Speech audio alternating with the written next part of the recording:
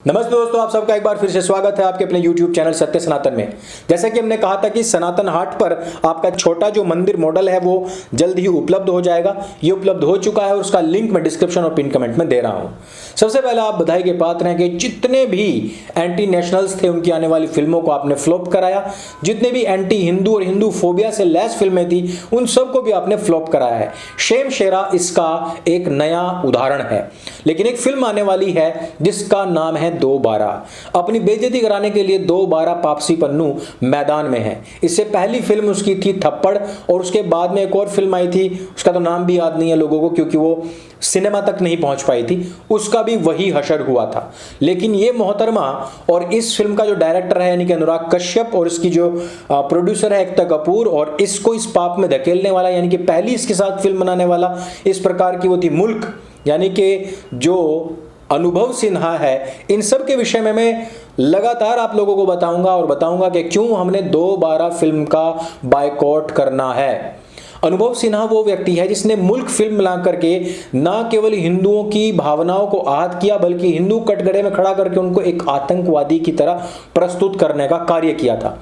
आपने देखा होगा किस प्रकार से आशुतोष राणा के मुंह से वो डायलॉग निकलवाए गए जो सत्य सनातन पर हम पिछले 4 साल से बोल रहे हैं, यानी कि नहीं है कोई भी माबूद सिवाय अल्लाह के, ऐसा अजान में कहा जाता है ये वो। लेकिन इन सब का हशर क्या किया गया, लास्ट में फिल्म को कहां ले जाकर के खड़ा किया गया। ठीक उसी प्रकार से जिस प्रकार से आपने देखा कि ब्रिगेडियर प्रताप के मुंह से ये डायलॉग्स तो निकले कि बच्चे नहीं आतंकवादी के पिल्ले हैं, लेकिन लास्ट में क्या होता है, एक अब्दुल एक जावेद आकर के उनकी कुर्सी छीन लेता है, उनका कोर्ट मार्शल हो जाता है। यानी कि दिखाना वैसा ही होता है। सच्चाई बताएंगे लेकिन पार्शली और पार्शलिटी करते हुए हिंदुओं को हमेशा आतंकवादी ही घोषित करना होता है। इसके बाद में इसकी एक और फिल्म आई थी, इसका नाम था आर्टिकल 15, जिसमें कि 2 ओबीसी समुदायों की लड़ाई को इसने ब्राह्मण और दलितों की लड़ाई दिखा करके इस फिल्म को गठित किया था। फिल्म में लोगों ने काफी हंगामा किया लेकिन इस व्यक्ति पर कोई भी असर नहीं पड़ा। उसी एक्टर को लेकर के एक और फिल्म बनाई जिसका नाम था अनेक और वो बहुत बुरी तरीके से फ्लॉप हुई है। अब बात करते हैं इस अनुभव सिन्हा के विषय में भी, क्योंकि तापसी पन्नू को इस तरफ धकेलने वाला ही केवल नहीं बल्कि उसके हर तरीके से सपोर्ट करने वाला व्यक्ति ये सिन्हा ही था। इस व्यक्ति ने जिस समय पर सीए चल रहा था उस समय पर भी, जिस समय पर कोई भी हिंदू व्यक्ति बाहर निकलता उस समय पर भी मुसलमानों को प्रेज करने, मुसलमानों को सपोर्ट करने में, उनको आतंकवादी जहां पर भी उनका नाम आता उसको डिमीन करके बल्कि हिंदुओं को आतंकवादी घोषित करने में इसका पूरा योगदान सोशल मीडिया पर रहा है।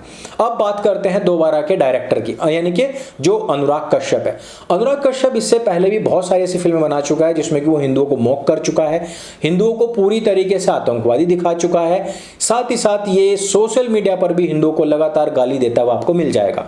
ये व्यक्ति हमेशा ही सीए के खिलाफ रहा है और उस प्रोपेगेंडा को सपोर्ट करता रहा है जिस प्रोपेगेंडा को पीएफआई दिल्ली के अंदर चला रही थी, जिसको वो पूरे देश के अंदर चला रही थी और जिस मॉडल के तहत वो 50 से अधिक लोगों की जान ले चुकी है। उस मॉडल को सपोर्ट कर रहा था जिसमें कि विदेश से आने वाला, हवाला के जरिए आने वाला पैसा, पाकिस्तान से आने वाले आतंकवादी भारत में आग लगा रहे थे।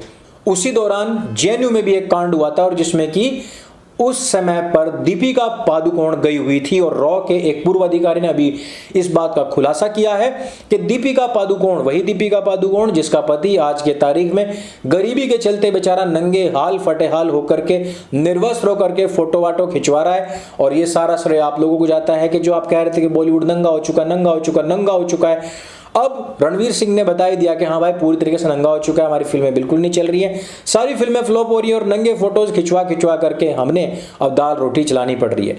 तो ये दीपिका पादुकोण जो है ये इसी गिरोह की एक सरगना मान लीजिए या इसका गुर्गा मान लीजिए, कुछ ही मान लीजिए। ये 5 करोड़ रुपए पाकिस्तानी व्यक्ति से लेकर के वहां पर गई थी, उसका खुलासा रॉ के पूर्व अधिकारी ने किया है।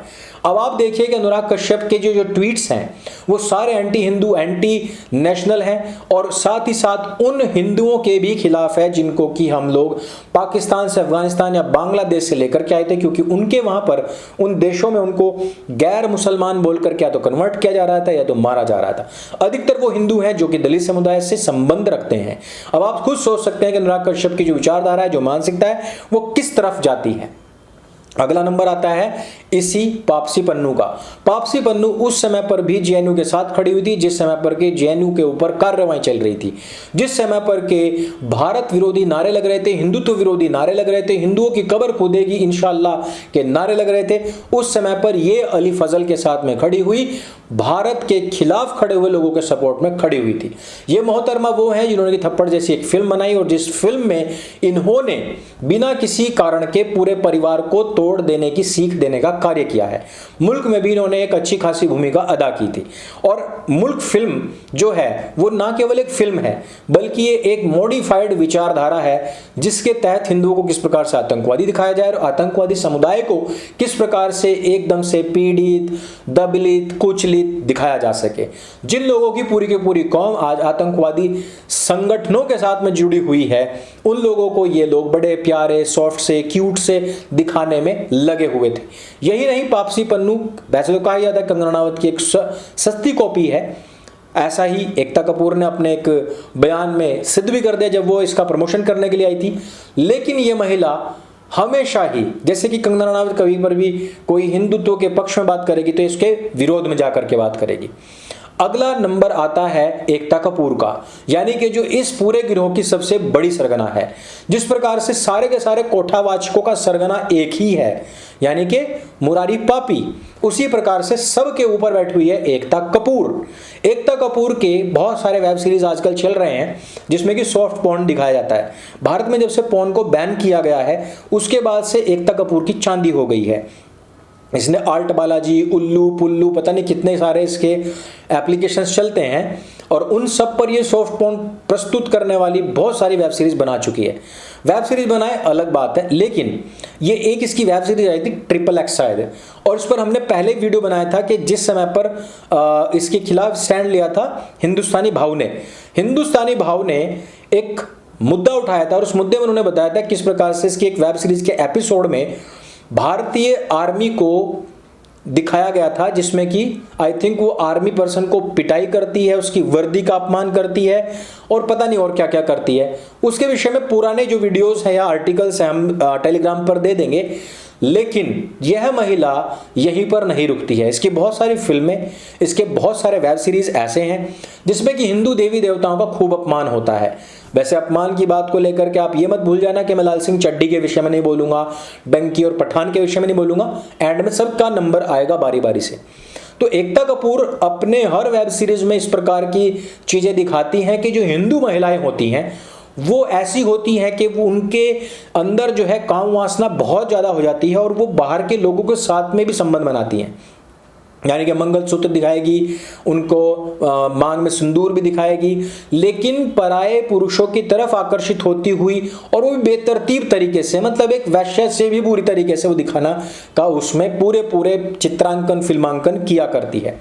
यही नहीं, अहिल्याबाई होलकर हॉस्टल में भी उसने इसी प्रकार के सीन प्रदर्शित करने का कार्य किया था, जिसके बाद में महारानी अहिल्याबाई होलकर जी से संबंधित उनके परिवारजन, उनके संस्थान के लोगों ने भी इस पर आपत्ति दर्ज की थी।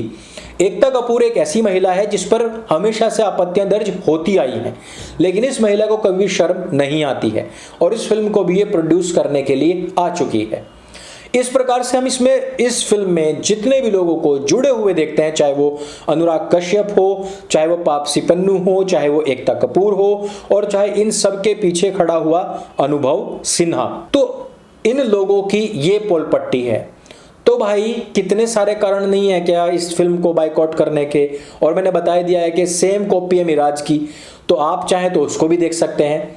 अब अगला नंबर जो आता है, भैया ध्यान रखना एक बात का कि फिल्म आने वाली हैं। अभी एक फिल्म आने वाली है लाल सिंह चड्ढा, ऐसा सुनने में आया है कि जो फिल्म है वो 11 तारीख को आ रही है, रक्षाबंधन के दिन। तो आप इस फिल्म को ना देखें, क्योंकि पीके भी कहता है कि दूध मत चढ़ाओ शिवलिंग के ऊपर और प्रसाद आदि मत चढ़ाओ, और उसकी जगह पर किसी गरीब को खिलाओ। तो आपने भी यही कार्य करना है कि किसी गरीब को खिलाना है, अपनी बहन को गिफ्ट देना है। दूसरी बड़ी बात कि इन लोगों को जिनको की असहिष्णुता यहाँ पर दिखती है, उन लोगों का हमने बाइकआउट करना ही करना है, चाहे वो पठान हो, चाहे डंकी हो, चाहे वो लाल सिंह चड्ढा हो। हर एक एंटी नेशनलिस्ट, हर एक हिंदू फोबिक, हर एक सनातन विरोधी व्यक्ति की फिल्म का बाइकआउट करना है। और ठीक इसी प्रकार से इस फिल्म को भी इस कदर तक हमने बाइकआउट करना है कि इन लोगों की हिम्मत ही ना पड़े कि इस तरीके की फिल्में बना सके और इन लोगों के साथ में फिल्में बना सके। जब तक ये लोग सुधर नहीं जाते, और सुधर भी जाएं तो भाड़ में जाए, कुछ अच्छे डायरेक्टर्स आएंगे ना भाई, उनको सपोर्ट करेंगे। कब तक इन्हीं को ढोते रहेंगे? तो इन फिल्मों का बाइकआउट हमने हर तरीके से करना है। पाकिस्तान का पैसा लेकर के जेएनयू में खड़ी होने वाली, हिंदुत्व का विरोध करने वाली, हिंदुओं का विरोध करने वाली, सनातनियों का विरोध करने वाली, 3 देशों से आने वाले दलित हिंदुओं का विरोध करने वाली इन एक्टर एक्ट्रेसेस का पूर्ण रूपेण बहिष्कार, पूर्ण रूपेण बाइकआउट, और इनको सपोर्ट करने वाले अपने पड़ोसियों का भी बाइकआउट।